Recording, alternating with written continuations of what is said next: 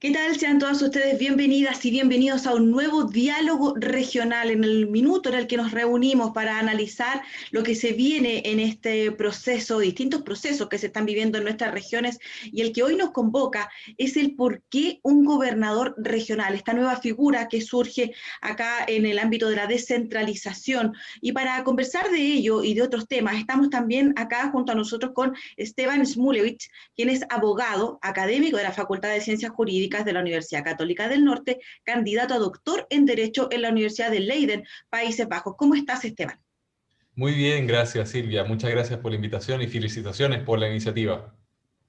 Muchas gracias. Pasamos también a nuestro próximo invitado, que es Egon Montesinos, de profesión trabajador social, exintendente, director del Centro de Estudios Regionales y del Instituto de Administración de la Facultad de Ciencias Económicas y Administrativas de la Universidad Austral de Chile. ¿Cómo estás, Egon? Muy bien, Silvia, muchas gracias por la invitación. Un saludo cariñoso igual a Esteban por compartir esta entrevista. Bueno, este tema es muy relevante. Estamos en pleno proceso de las postulaciones, de las inscripciones de candidatura de este cargo que resulta relevante, el de gobernador regional, porque además de inédito, ofrece una alternativa a los ciudadanos y que es el conocimiento de un programa previo a la época de votaciones. Preguntarte, Esteban, ¿cómo ves en definitiva esto y por qué un gobernador regional? ¿Cómo se da esta relación? ¿Cómo lo analizan desde este punto de vista en cuanto a la participación ciudadana, en cuanto a este tema del programa, a dar estabilidad, en definitiva, a las comunas? Bueno, efectivamente, la elección directa de los gobernadores y las gobernadoras regionales marca un hito histórico en el desarrollo de nuestro país.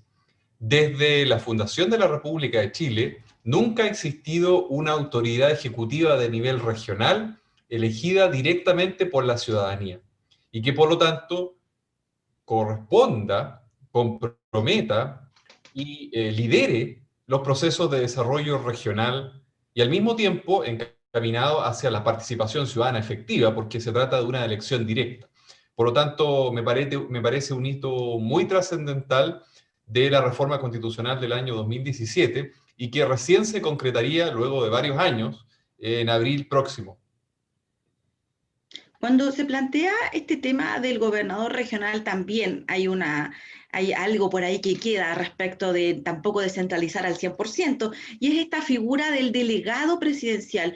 Egon, nosotros en la presentación señalábamos que tú también tuviste esa instancia de ser intendente, una figura que es designada por el presidente en la actualidad, que desaparecería en cuanto a nombre a partir de abril próximo con esta elección. No obstante, queda una figura que es el delegado presidencial. ¿Cómo tenemos que entender, cómo se coordinan ambas figuras, el gobernador regional elegido, tal como lo señalaba Esteban, de manera universal y abierta, respecto de un delegado presidencial que sigue teniendo facultades designadas por el Ejecutivo?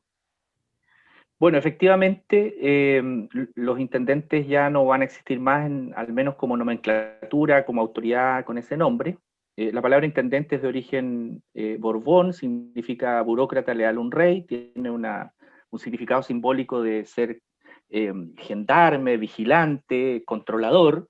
No es un concepto que tenga una autonomía política territorial bottom-up, de abajo, que sea un gobernante. Entendido gobernante como tener alta sintonía con las demandas de la ciudadanía y que la ciudadanía, por supuesto, los elija. Por lo tanto, este resabio que queda de este centralismo político que tenemos en Chile tiene una autoridad que es el delegado presidencial regional, que va a convivir o va a cohabitar en realidad con el gobernador regional, y que en definitiva una de las falencias de la reforma es que no trae consigo un espacio de coordinación entre estas autoridades, un espacio formal de coordinación. La literatura de la descentralización en América Latina anticipa esto, dice que cuando se producen estos vacíos, los vacíos de poder, en este caso para la cohabitación de dos autoridades en Chile, estos vacíos son ocupados por la política regional. Por lo tanto, podrían haber potencialmente algunos inconvenientes, pero yo creo que va a primar mucho la legitimidad democrática del gobernador regional. Los gobernadores regionales van a ser autoridades que por primera vez van a ser electas por la ciudadanía, que por primera vez van a tener asegurado un periodo de tiempo que le dé conducción a la estrategia regional de desarrollo. Hoy día los gobernadores, los intendentes duran en promedio 1 año y medio en el cargo. No le pueden otorgar estabilidad a la conducción de la estrategia regional de desarrollo. Eso es un problema muy grave para el desarrollo de las regiones, porque un proyecto que está impulsando un intendente puede terminar ese proyecto por ser impulsado junto con la caída o con la salida de algún intendente. Por lo tanto, me parece que primero, ese es un problema, un vacío. No hay un espacio de coordinación formal entre estas dos autoridades, a pesar de que la Ley de Bases Generales del Estado establece que todas las autoridades se deben coordinar. Sí, eso está establecido, pero esto es una cohabitación que va a tener mucho de dimensión política entre ambas autoridades. Y lo segundo es que, en definitiva, el delegado presidencial regional, si no tuviera las funciones de coordinación y gestión que hoy tiene, a mí me parecería que es un diseño adecuado, pero hoy tiene el delegado dos funciones al menos que son complejas. Uno, coordinar a los CEREMIS. Los secretarios regionales ministeriales son los representantes de los ministerios en regiones, que tienen una inversión sectorial muy voluminosa, muy importante, y quien los va a coordinar, es decir, quien los va a llamar a gabinete, quien los va a proponer su designación, es el delegado presidencial regional. Y la segunda función es que la reforma le deja una función al delegado que es hacer presente a las autoridades del nivel central las necesidades de la región. Esa es una función de gestión. Eso es gestión. No es que el delegado va a ser una autoridad protocolar. Por lo tanto, creo que si el delegado hubiese quedado con atribuciones de seguridad interior del Estado, extranjería y fiscalización de los servicios desconcentrados, no coordinación, fiscalizar es totalmente distinto a coordinar. Creo que hubiese sido un diseño mucho más amigable con una descentralización política, pero también tenemos que hacernos cargo de nuestra historia, y nuestra historia es un centralismo exacerbado, somos el país más centralista del planeta probablemente, y este fue el producto del acuerdo de la élite política en esta reforma que se llevó a cabo en 2017. Hay una cuestión que sin duda preocupa y es transversal más allá de los colores políticos, de quién sea el candidato a gobernador, y está vinculado quizá a procesos que ocurrieron en Chile y que quizá no son replicables en otros lugares del mundo, como fue lo que ocurrió durante el estallido social de octubre pasado, donde en definitiva lo que se planteaba fue una demanda ciudadana explosiva que decantó en diversos procesos políticos, entre ellos este aceleramiento de tener este gobernador regional dentro de las elecciones, que también se dan con los constituyentes. Da la sensación de que es una elección, un 11 de abril, donde hay demasiadas papeletas y donde la ciudadanía en definitiva está un poco parcializada. Lo vimos en las regiones en las que se hizo primarias respecto de los candidatos a gobernador, donde la participación, por ejemplo, en regiones o en comunas donde había la elección primaria de un gobernador versus también la de candidatos a alcaldes, la cantidad de votos blancos vinculadas a los gobernadores fue muy importante en torno a aquellos que iban a hacer primarias para sus candidatos a alcaldes. Da la sensación de que falta información, que aún el ciudadano común y corriente, el ciudadano de a pie, no logra entender la dimensión de descentralización que tiene este cargo. Tú, Esteban, ¿cómo ves esto en materia de programa y participación ciudadana cuando hasta ahora la ciudadanía no se ha volcado a solicitar en definitiva acciones concretas a los candidatos a gobernador?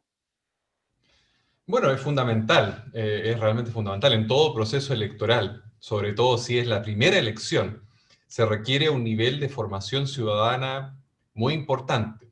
Y eso es una responsabilidad primero del Estado, en sus diferentes dimensiones, digamos, la administración central, la administración descentralizada, pero también el poder legislativo, las instituciones autónomas, etc. Pero también la sociedad civil.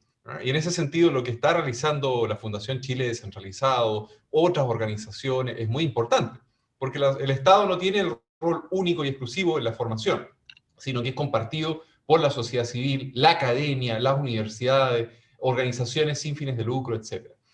Y también creo que constituye un deber de la ciudadanía. Muchas veces asumimos un rol pasivo, como que todo lo que viene de la política es algo que se nos entrega, pero no asumimos nuestro rol activo como ciudadanas y ciudadanos. Y La ciudadana es aquella persona que asume su rol en la comunidad con derechos, pero también con deberes. A mí me parece que el principal básico deber es informarnos. Por lo tanto, todas nosotros tenemos la obligación de salir a buscar información. La información hoy en día está disponible, cada vez más, por supuesto. Es un proceso progresivo.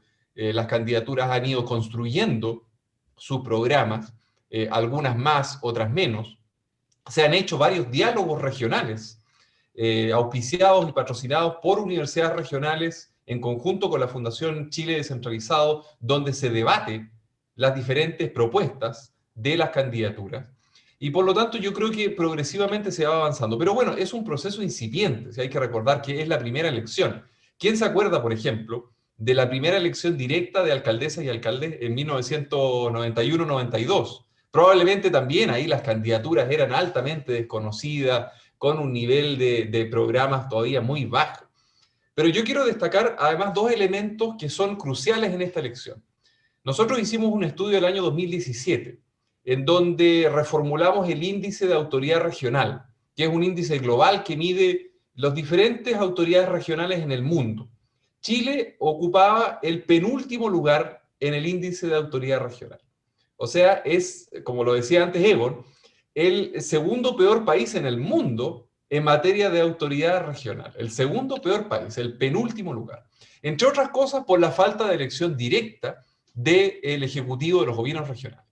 Y el segundo elemento tiene que ver con que, fíjese la anomalía, los gobiernos regionales son entes distintos, separados, con personalidad jurídica propia y patrimonio propio a la administración central. Sin embargo, la administración central tiene en la actualidad un pie muy importante en los gobiernos regionales, la figura de los intendentes. Eso sería equivalente a decir que la alcaldesa o el alcalde de la comuna sea nombrado por el presidente de la República, cosa evidentemente que sería totalmente inconcebible, ¿no? Totalmente inconcebible, porque las municipalidades son corporaciones autónomas de derecho público, son entes separados que tienen sus propias funciones, atribuciones, recursos, etc. Eso no se había logrado en los gobiernos regionales, porque teníamos esta anomalía donde el presidente nombraba al órgano ejecutivo de los gobiernos regionales. Hoy en día se van a separar las cosas, y esa separación es fundamental, ¿eh? Tener un gobierno regional con sus propias autoridades elegidas directamente, gobernador regional y consejo regional, y tener en paralelo la administración pública central que se despliega en el territorio a través de la desconcentración. Y ahí es donde entran los delegados presidenciales regionales y provinciales, las secretarías regionales ministeriales, que corresponden a los distintos ministerios en las regiones, y también las direcciones regionales y provinciales de servicios públicos. En la medida en que la Constitución, y ahí está la importancia del debate de la nueva Constitución, no establezca competencias propias a los gobiernos regionales, porque si la nueva Constitución establece competencias propias a los gobiernos regionales, ahí entonces esas competencias van a quedar en los gobiernos regionales liderados por las gobernadoras regionales y en conjunto con el Consejo Regional. Entonces, esa separación es fundamental, y es fundamental también que nosotros avancemos en dejar de ocupar este penúltimo lugar en la tabla de la autoridad, del índice de autoridad regional a nivel global. Hay una situación que es muy particular y se lo pregunto especialmente a Egon, dado que tuvo el rol también de intendente, donde el debate se sitúa en el ciudadano respecto de caras nuevas. Se habla de elegir, al igual que a los constituyentes, tener caras nuevas. Se exige también lo mismo a nivel de gobernadores regionales, pero hay otras voces que hablan de que, dado que esta es la primera vez que se asume este cargo, tiene que ser el gobernador regional una persona que esté empoderada y que conozca, en definitiva, que tenga experiencia en el ámbito público y también político. ¿Es tan importante esa experiencia? ¿Qué es lo que en definitiva el ciudadano tiene que pedirle a este, o cómo tiene que perfilar a su candidato a gobernador regional, en el entendido de que efectivamente nosotros somos regiones distintas, las necesidades de regiones del sur, por ejemplo, que están además traspasadas horizontalmente por este tema de los pueblos originarios y las demandas históricas del pueblo mapuche, por ejemplo, están dentro de ellas. ¿Cómo se debiese configurar esta figura del gobernador regional? ¿Qué sería lo esperable o lo ideal para iniciar de manera correcta este proceso descentralizador con esta elección? Mira, lo primero es que la elección se concrete. Yo creo que fue un gran logro simbólico que la primaria de gobernador regional haya convocado a la gente que convocó. 400 y tantas miles de personas que votaron por una primaria de gobernador regional el mes pasado. A mí me parece que ese es el principal hito, elegir a la principal autoridad regional, porque nunca lo hemos elegido, como decía Esteban, nunca. O sea, tú no podías hacer rememorar a un abuelo, abuela, a un bisabuelo, bisabuela. Yo hice este ejercicio con los estudiantes de administración pública, les pregunté qué hacía un gobernador regional en Chile, que le pregunten a sus padres, abuelos y abuelas. Bueno, todos dijeron no, porque nunca, no podemos rememorar algo que nunca hemos tenido. El ciudadano a nivel regional no tiene accountability, nadie le rinde cuenta. No existe la rendición de cuentas, que es un elemento básico para hacer democracia. Por lo tanto, el principal hito es elegir y comenzar a construir una historia.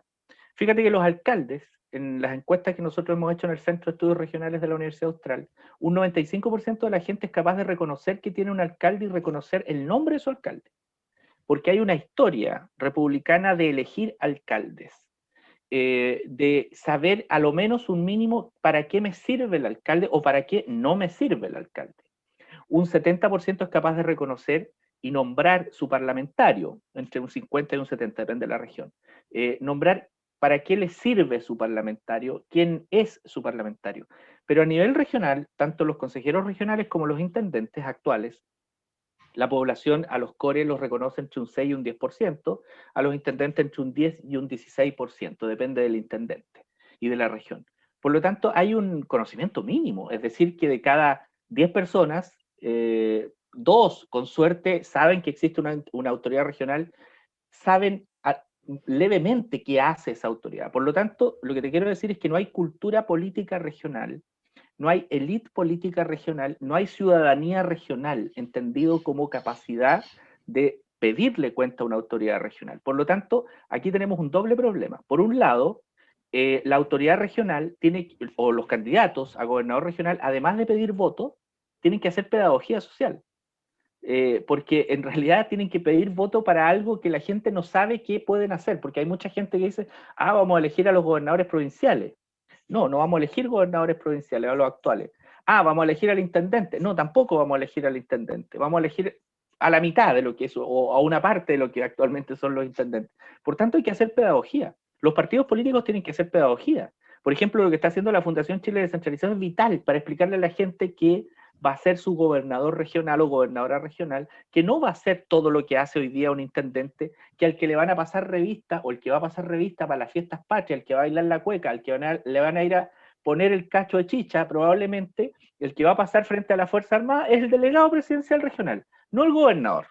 Es decir, olvídese que va a ser su gobernador por el cual usted vota, el que va a pasar le va a pasar revista a las autoridades, a las Fuerzas Armadas en los desfiles. No, va a ser el delegado. El cacho chicha probablemente se lo van a dar al gobernador, por respeto, probablemente, pero también se lo van a dar al delegado. Hoy día se lo dan solo al intendente. ¿Te fijas? Entonces, esa cultura política hay que producirla. Y el primer hito, el primer gran hito, es elegirlo.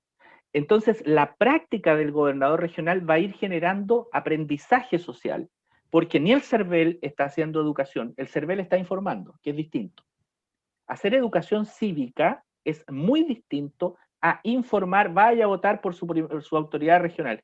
Si la gente es primera vez, hay que hacer algo de educación cívica, algo de pedagogía, como lo que estamos haciendo ahora, por ejemplo, para que la gente diga, mira, ¿sabes qué? Es importante que vaya a elegir al gobernador regional, porque al menos a él le voy a pedir rendición de cuenta de por qué el puente Caucao está con los brazos arriba y hoy día está con los brazos abajo.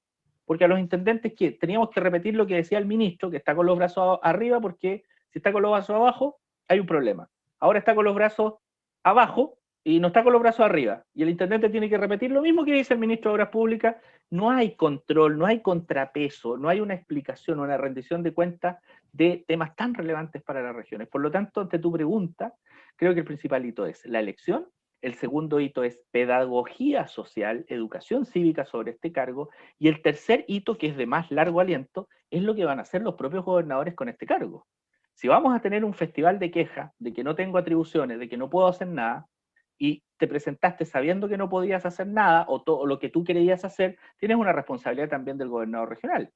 O sea, yo quiero elegir a alguien que sepa lo que va a hacer y que tenga la suficiente madurez política como para decir, esto es lo que puedo hacer, pero para allá queremos avanzar. Yo creo que hay tres responsables. Y la ciudadanía también, como lo dijo muy bien Esteban, y no voy a profundizar en eso. Pero es importante conocer cómo se van a articular eso.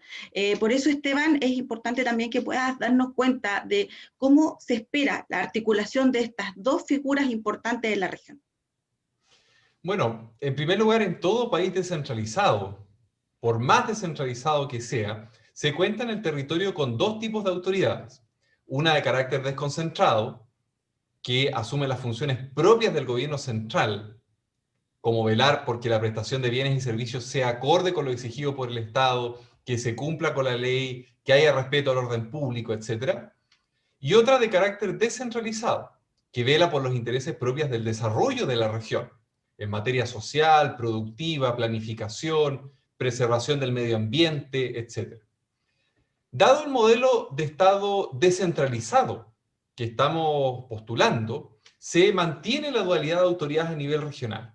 El tema, a mediano y largo plazo, en la nueva Constitución, va a ser clarificar mejor las competencias de ambas autoridades. Hoy en día, como ya lo explicaba Egon, las competencias tienden a traslaparse, tienden a no estar suficientemente delimitadas, sobre todo a nivel del gobernador regional. ¿Ah? Y eso lo deja en una suerte de capicis de minucio, en una disminución de su rol en relación al delegado presidencial regional. Entonces, en el corto plazo, va a haber que trabajar más bien en una coordinación política, en una articulación política, porque las posibilidades de cambios legislativos o constitucionales, primero, son muy difíciles, y segundo, no tiene mucho sentido cuando nuestro país se va a abocar este año y parte del próximo año al debate de una nueva constitución, que va a reformular probablemente estos conceptos. Estos conceptos están en la constitución. Por lo tanto, eso en el corto plazo va a ser necesario a partir de la elección de abril de los gobernadores regionales un trabajo político de articulación. Pero en el mediano y largo plazo, y ahí está lo más importante, es que la nueva constitución clarifique y precise las competencias del gobierno regional y de la administración central en la región y sus respectivas autoridades, gobernadores regionales y delegados presidenciales regionales, que tienen que mantenerse porque estamos en un Estado unitario descentralizado, y al mismo tiempo genere instancias de coordinación. Ahí hay un trabajo estructural y hay varios mecanismos en el derecho comparado de distintas instituciones. Por ejemplo, en España y en Alemania hay conferencias de los gobernadores regionales. En España son los presidentes de las comunidades autónomas, en nuestro país serían los gobernadores regionales, que se reúnen en una conferencia nacional con el presidente de la República. Entonces, esa podría ser una modalidad, un ejemplo, ¿cierto? Generar una instancia de coordinación nacional en donde el jefe de gobierno se reúne con los jefes de gobierno regionales. Hay otras experiencias también de coordinación, por ejemplo, la creación de un comité consultivo en donde se integren los delegados regionales con los gobernadores regionales. Hay distintas fórmulas, pero en el mediano y largo plazo lo importante es que la Constitución clarifique los ámbitos de competencia de las dos autoridades que van a cohabitar a nivel regional y al mismo tiempo genere instancias de coordinación. ¿Egon? Sí, mira, la descentralización en América Latina, hay una crítica que se le ha hecho que yo la comparto, dice que los procesos de descentralización se concentran mucho en América Latina, o se han concentrado mucho en la autonomía política, en alcanzar autonomía política, elijamos nuestras autoridades. Pero se han concentrado muy poco en fortalecer las relaciones entre los niveles de gobierno que se provoca a raíz de tener autoridades electas. Es decir, se puede resumir en lo siguiente: si usted va a descentralizar, además de otorgarle autonomía, es decir, que usted puede elegir a sus autoridades, tiene que entregar las competencias y funciones necesarias para que la coordinación entre estos nuevos niveles de gobierno que van a existir sea mejor que en contextos centralizados. Porque el sentido común nos dice, si vamos a hacer peor las cosas con autoridades electas que con autoridades designadas, la ciudadanía va a preferir a aquel que hace mejor las cosas o que hacía mejor las cosas.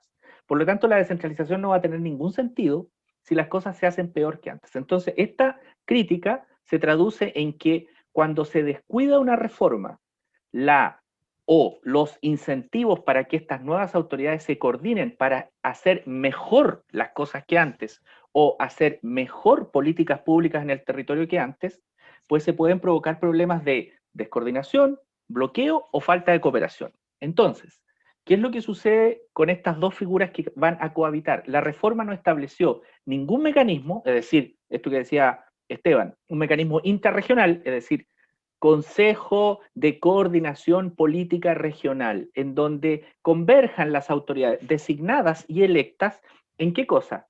En mejorar políticas públicas para la región. No es que haya un consejo consultivo para que se pongan a distribuir cargos, para que se pongan a hacer negociaciones políticas, para que se pongan a poner de acuerdo con para dónde vamos a avanzar. No, es para ver hacia dónde vamos a hacer crecer y desarrollar a la región. La estrategia regional de desarrollo es el principal instrumento de desarrollo de una región. No es el plan de infraestructura del MOP. El plan de infraestructura del MOP es a nivel nacional, pero el plan de infraestructura del MOP tiene un plan regional. ¿Quién coordina eso? El gobernador regional.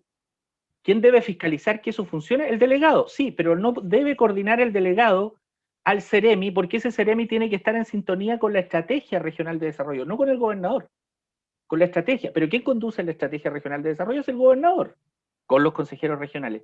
Esos espacios de coordinación formal no existieron. Es decir, hoy día no hay un espacio de coordinación. Lo que va a haber son esfuerzos políticos de un gobernador regional por decirle a un CEREMI, oiga, CEREMI, venga para acá, necesito que usted el próximo año, en vez de más caminos intermedios, por favor, concéntrese en más APRs, Comités de Agua Potable Rural, porque en mi región lo que hace falta son APR, no caminos básicos, ya tengo toda la región pavimentada. Pero resulta que el MOP dice, no, es que tenemos que seguir impulsando los caminos básicos, ahora vamos a ir por los caminos intermedios, pero a esta región no le sirve. Bueno, ¿quién tiene que coordinar? Es el gobernador regional. Pero como el gobernador regional no hay un espacio que va a sentar al delegado presidencial regional, al gobernador, a los consejeros regionales, a los CEREMIs y a los alcaldes de la región, no existe eso. La coordinación va a ser probablemente un potencial problema. ¿Por qué digo un potencial problema? Porque pueden haber regiones en donde la coordinación se ve muy bien, porque hay afinidad política entre autoridades, porque es una región pequeña donde la participación ciudadana genera control social, los dirigentes sociales exigen coordinación, pero hay regiones en donde probablemente esto no suceda. Ese azar, un diseño institucional descentralizado no puede dejar al azar la coordinación, porque se ha evidenciado que estos vacíos de coordinación generan problemas de conflicto, bloqueo. Bloqueo es cuando un gobierno regional le dice, mire, ¿sabe qué? Su política nacional del vaso de leche, yo no la necesito acá, voy a hacer una política nacional del vaso de naranja y lo voy a financiar con recursos regionales. Y se produce bloqueo de una política nacional que le puede servir al habitante en el Tume, del Iquiñe, pero un gobernador dice, ¿sabe qué? Yo no estoy ni ahí con este gobierno y no me interesa su política nacional. Entonces, todas esas situaciones que podrían pasar son las que descuidó esta reforma, es decir, espacios de coordinación. Hay una propuesta que en el paper que escribimos con Esteban, al final planteamos la propuesta de que hoy día la ley 19.175 le da la facultad a los gobiernos regionales para crear comisiones dentro del Consejo Regional. La propuesta es que se cree una comisión o de descentralización, como ya existe en la región de los lagos, existe una comisión de descentralización que no tiene este espíritu. Pero nosotros decimos, oiga, mire, como la reforma descuidó esto, por favor anticipe este potencial problema entre estas dos autoridades que van a tener atribuciones de gestión. Insisto, si el delegado presidencial regional no tuviera atribuciones de gestión, yo diría, ¿sabe qué? Dedíquese a seguridad interior, a fiscalización y extranjería. Usted no tiene nada que hacer coordinando CEREMIS, no tiene nada que hacer haciendo ver las necesidades de la región a los ministerios. Pero como eso existe, van a haber problemas de coordinación, porque la política regional es así. Entonces, en el Consejo Regional, la propuesta es que radique una comisión de descentralización o una comisión de coordinación política territorial, en donde se siente ¿quién? El gobernador, el delegado, los CEREMIs, los alcaldes y los CORES. ¿A qué? A coordinar la implementación de la estrategia regional de desarrollo, no a tomar café, no a hacer política electoral, sino que a hacer la implementación de la estrategia regional de desarrollo, que es el principal instrumento que va a generar procesos de gobernanza, procesos de crecimiento, procesos de desarrollo. ¿Para qué? Para que las políticas públicas que salgan de la descentralización, es decir, elegir, sean mejores que las anteriores. De lo contrario, la ciudadanía va a percibir que no valió la pena elegir autoridades regionales porque se la pasan peleando, porque las cosas son peores que antes, porque las cosas no resultan, etcétera, etcétera, etcétera. Eso hay que evitar. Y esa propuesta de una comisión regional de coordinación política es una propuesta que depende del gobernador regional electo. Es decir, el gobernador regional llega y puede crear una comisión, porque está dentro de las facultades de la ley 19.175 de gobiernos regionales. Es decir, no hay que hacer una reforma, porque la reforma y la ley corta que hizo el gobierno ya no lo corrigió. Por lo tanto, yo coincido también con Esteban en que esto se debe corregir en el proceso constituyente, pero una nueva constitución va a tener 2 años de trade-off entre una nueva constitución y lo que tenemos actual. Van a haber 2 años en donde tenemos que evitar esto, y la propuesta es, oiga gobernador, oiga gobernadora, va a tener un potencial problema, no lo estamos diciendo nosotros, no lo estamos inventando, esto ya es evidencia empírica de América Latina. Por favor, anticipe. ¿Cómo? Creando esta Comisión de Coordinación Política Territorial.